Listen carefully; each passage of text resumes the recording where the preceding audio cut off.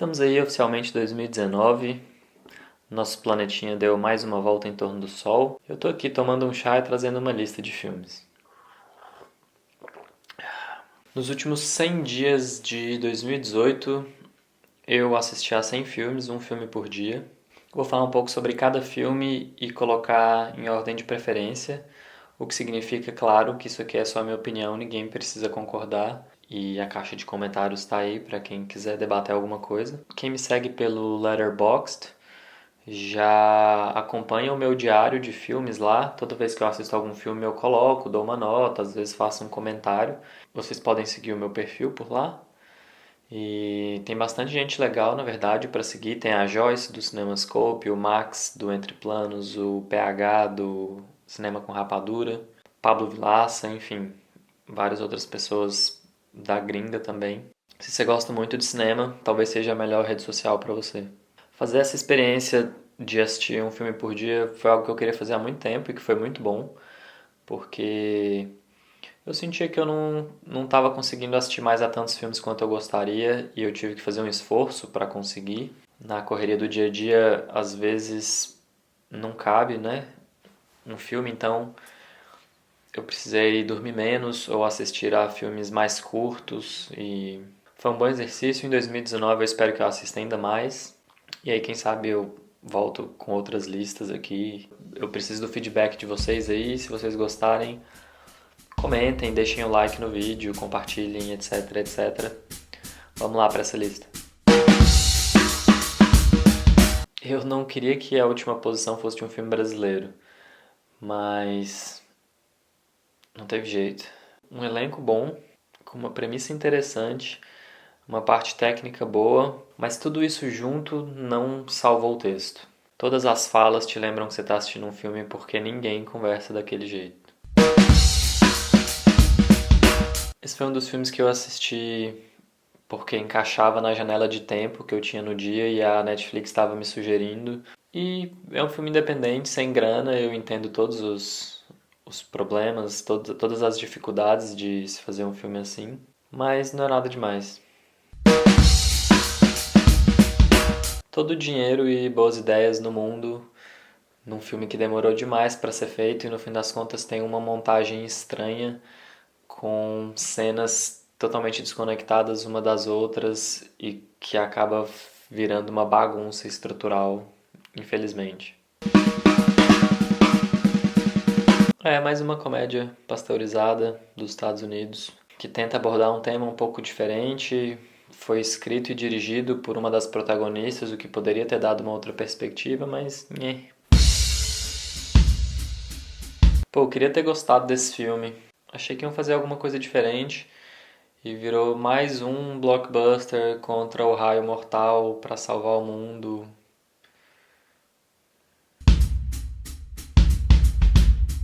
Eu adoro Shane Black, acho demais Beijos e Tiros, The Last Boy Scout, os caras legais, mas quando entregam um blockbuster na mão dele, parece que não funciona.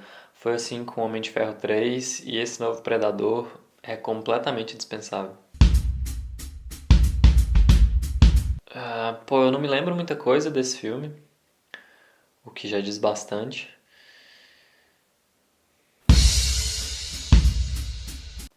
Um daqueles remakes que não precisavam ser feitos e que é quase tão igual ao original que o que é diferente é pior. Não dá pra entender porque que gastam tanto dinheiro com essas coisas. Comédia com suspense é a brincadeira de usar os dois elementos ao mesmo tempo, mas talvez eu tivesse com a expectativa muito alta, porque eu assisti Toque, que é outro filme com a Tata Werneck, que tem outros elementos ainda bem diferentes e que eu gostei bastante, é meio que uma dramédia, bem diferente das comédias padrões brasileiras. Com esse acho que eles não foram tão longe, não sei. Tem umas cenas engraçadas, é ok. É um dos filmes que eu assisti porque a Netflix estava me sugerindo. Eu li o livro do Stephen King, que deu origem a essa adaptação muitos e muitos anos atrás. E era um livro ok. O filme é isso também. Tá, não entendo por que que esse filme é um clássico e é uma comédia que significa tanto pra tanta gente. Eu consigo ver a influência que ele teve em muita coisa que eu assisti depois, mas talvez eu tivesse com a expectativa alta demais. Tem umas coisas de filme de terror bem genéricas aí, mas o elenco é bom, a história é ok, dá pra assistir sem problema. É legal conhecer o submundo ali de Berlim, de baladas e um pouco da vida universitária, como os jovens vivem na maior cidade alemã. Tem tudo isso, mas a história em si não tem nada demais. O filme é até bonito, a fotografia e tudo, mas é isso. Spike Lee, umas décadas atrás, mostrando que ele já tinha um tanto de Spike Lee. Muito do que ele estava testando ali, começando a fazer, a gente consegue ver até hoje, no último filme dele, no BlacKkKlansman. E talvez simplesmente seja uma história que não se comunica muito comigo, mas é interessante para ver o caminho desse cara, que é um puta de um cineasta. Tem umas coisas legais aí nesse filme, hein? Não sei se o cinema espanhol é muito desse jeito, porque eu tô começando a consumir mais agora, mas eu gostei de como eles fazem algumas coisas diferentes, como eles tratam alguns preconceitos, alguns momentos da história. Acho que os tabus no Brasil são outros em relação a relacionamentos. E a fotografia é bem bonita, simples, mas bem bonita. Pô, esse filme tem um puta elenco legal, mas eu não consigo entender por que que americano tem que fazer um remake de uma comédia britânica. É a mesma língua dos caras. É ok, podia ser muito melhor. A ideia de testar os limites de onde dá pra chegar com um humor mais adulto, incluindo elementos infantis como fantoches, é uma coisa que me agrada bastante, assim, sempre que tem alguém testando quaisquer limites nas artes. Eu acho massa. E eu ri um tanto, tem bastante cenas engraçadas, mas a real é que talvez minha expectativa tivesse alta demais. Um drama independente legal, com uma perspectiva de uma situação comum, mas acompanhando personagens que a gente não está tão acostumado assim a ver nas telas de cinema. É um filme rapidinho que tem mais coisa positiva que negativa. Esse é aquele documentário que podia ter sido muito mais. A linguagem é muito simples, é tudo muito básico e faltou talvez entrevistarem, conversarem com outras pessoas, mas não deixa de ser uma história interessante de conhecer, principalmente o final, que é o desenvolvimento do personagem do Coringa e tudo mais, e pra gente conhecer um pouco os outros lados, o outro lado artístico do Heath Ledger também, que foi um puta artista. Cara, esse filme é difícil. É Michael Haneke adaptando Kafka. Não tem muito o que dizer. Na real tem, tanto que uma das coisas que eu faço aqui pro canal é o podcast Tubo de Ensaio e tem um episódio focado no Haneke e no Kafka. Então, se você quiser saber mais sobre esse filme e sobre os dois, esse material já tá aí. Mais um documentário na lista, esse já tem uma linguagem mais interessante e com um tema também que na verdade é muito relevante, acho, para todo mundo. Esse é o tipo de história que eu gosto porque é tão absurda que justamente por ser real é melhor ainda do que a ficção. Só que uma das coisas-chave dessa história é o prédio de um motel onde as coisas acontecem e esse prédio não existe mais porque ele foi demolido. E aí a produção teve que ser criativa e trabalhar com uma miniatura desse prédio. E a forma como eles filmaram essa miniatura, o que eles usaram na linguagem, na fotografia, talvez tenha sido o que eu achei mais legal. Cara, que filme, esse filme é pesado, é mais um do Haneke. Ele é bem pessimista, talvez você não devesse assistir esse filme se você não tiver um dia legal. Uma história muito legal num filme bem mais ou menos. Esse filme tem uma coisa que eu gosto bastante, que é o exercício da empatia, te colocar na perspectiva de uma pessoa que é de uma faixa demográfica muito diferente da sua. E eles conseguiram fazer isso direito. Tá aí um thriller independente, com uma história interessante e com uma execução muito boa. Um filme barato que funciona. Filme indiano, sem dança e música, com uma história bem global e extremamente contemporânea, que pode entrar facilmente na lista para assistir aí esse ano. Chloe Moretz fazendo uma coisa que eu não tinha visto ela fazer ainda e fazendo bem. Mais um exercício legal de empatia. Talvez um tanto maniqueísta, mas no geral vale assistir. Pô, Afonso Poyart, cineasta brasileiro, dirigindo aí estrelas hollywoodianas e fazendo um trabalho bem legal. Não é o melhor filme do mundo, mas vale.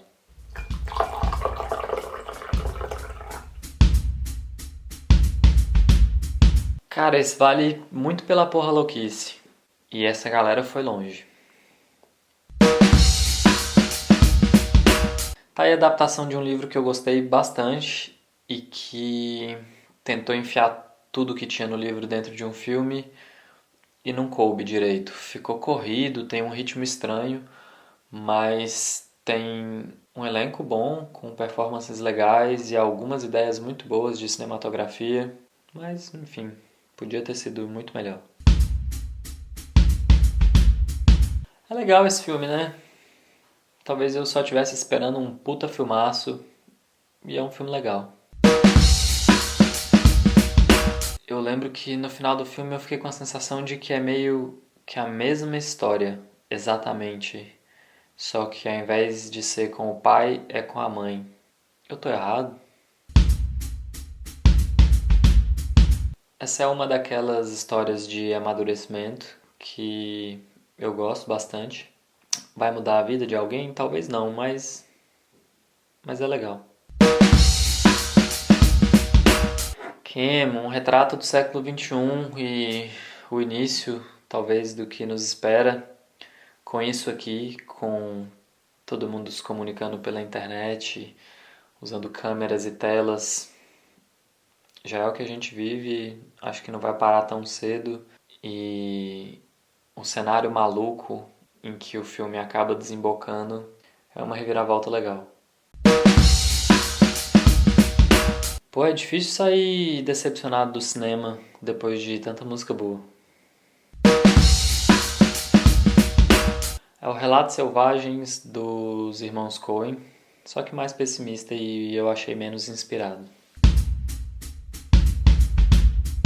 O Watson tá morto, o Sherlock tá bem velho e é o Ian McKellen. Não dá muito pra errar. Cara, que filme bonito, velho. É um filme muito bonito, com umas histórias bem legais e que quando termina você tá com vontade de comer bifum. Pô, eu sempre acho legal voltar 3, 4 décadas e ver que tem filme muito mais bem feito de lá do que hoje em dia. Além de ser responsável por uma fatia gigante do entretenimento que a gente tem hoje em dia, esse filme arriscou ser muito mais pessimista do que eu imaginava. Como é sofrer uma fossa durante os anos 90 cercado de amigo idiota machista? Pô, eu fui assistir Halloween numa sessão de cinema especial de 40 anos. Tem coisa que fica muito datada. Quando era pra gente estar tenso, o cinema inteiro tava rindo. Mas aquele plano sequência do início... Aquela ideia simples que se transforma num filme inteiro e marca gerações por conta da nojeira. Esse filme é nojento. Esse filme é bobo, do melhor jeito possível. Gêneros misturados, personagens desequilibrados e caminhos estranhos para uma história. Pô, a história por trás do monstro. Eu sabia muito pouco sobre como e quando a Mary Shelley escreveu o clássico dela, Frankenstein, e eu gostei bastante de conhecer mais através desse filme, que tem uma fotografia muito boa e um elenco que segura bem. É tipo Lugar Silencioso, só que antes do Lugar Silencioso, com um escopo muito menor e um twist legal. É daquelas histórias que precisam ser contadas pra gente se lembrar que tabu é besteira, que as regras da sociedade só tem que valer pra quem quer seguir as regras da moral e que os bons costumes geralmente servem pra gerar hipocrisia. Cara, é ridículo esse filme. É muito ridículo. A premissa e a execução. E mesmo assim não interessa, é engraçado. Essa coisa contemplativa é isso, né? Você tem que contemplar e refletir e é bem estranho. Aquela trilha sonora é maluca. Eu acho que eu ainda tô digerindo esse filme. É pra desgraçar a cabeça. Quer desgraçar a sua cabeça?